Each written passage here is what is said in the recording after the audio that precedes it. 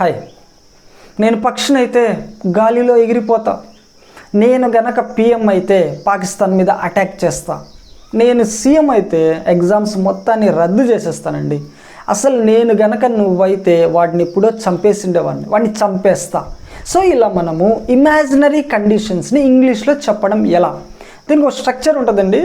If పెడతాం, subject plus V2 అనేటువంటిది తీసుకుంటాం.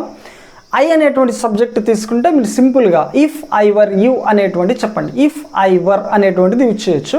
నెక్స్ట్ రిజల్ట్లో సబ్జెక్ట్ తర్వాత వుడ్ ప్లస్ V1 అనేటువంటి యూజ్ చేస్తాం. If I were you I would kill him. Would తర్వాత V1 యూజ్ చేస్తాం, అదే కదా. If I were you I would kill him. If I were the PM I would attack the Pakistan. If I were the CM I would abolish the examinations. If I were the bird, I would fly. ఇలా మనం imaginary కండిషన్స్ని ఇంగ్లీష్లో చెప్పొచ్చు.